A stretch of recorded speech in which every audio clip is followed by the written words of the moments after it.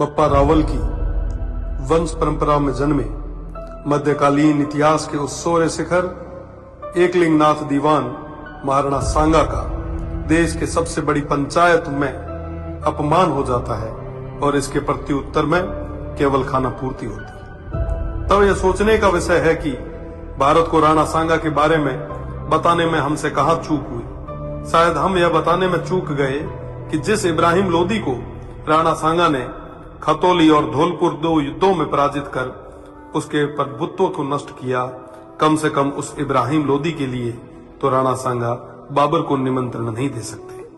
1519 में गागरोन के युद्ध में मालवा के सुल्तान महमूद खिलजी को 3 माह बंदी बनाने वाले, ईडर के युद्ध में गुजरात के मोहम्मद शाह की सेना को पराजित करने वाले, दिल्ली, मालवा और गुजरात की संयुक्त सल्तनतों को हराने वाले तत्कालीन भारत के शक्तिशाली शासक राणा सांगा को कहां जरूरत है किसी विदेशी को आमंत्रित करके सहायता लेने की। दौलत खान लोदी जैसों के निमंत्रण पर आए बाबर के विरुद्ध मेवाड़ के आसपास के शासकों ने राणा सांगा के झंडे के नीचे बाबर जैसे आक्रांताओं से लोहा लिया।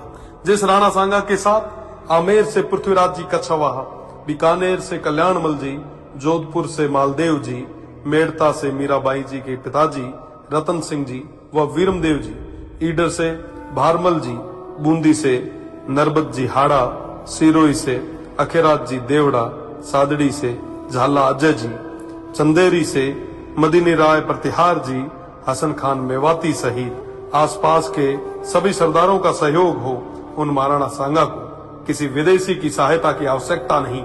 इस संयुक्त मोर्चे के बल पर राणा सांगा तत्कालीन भारत के सबसे शक्तिशाली शासक बने। फलस्वरूप स्वयं बाबर ने राणा सांगा को अपना सबसे बड़ा शत्रु बताया।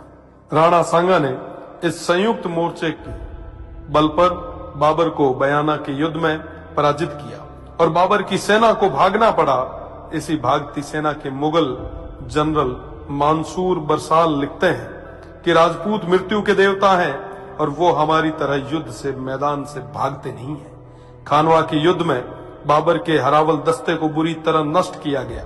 इस युद्ध में क्षत्रिय तलवारों का पहली बार तोपों से सामना हुआ। उन तोपों को नष्ट करने के लिए वीरों ने अपने सिर तोपों में देके उन्हें नष्ट किया। आज भी यह खानवा गांव महाराणा सांगा के नेतृत्व में इन देशभक्त सूरवीरों के राष्ट्र व धर्म की रक्षा विदेशी आक्रांताओं बाबर और उनकी सेना से युद्ध करते हुए प्राणोत्सर्ग करने का साक्षी है। राणा सांगा न केवल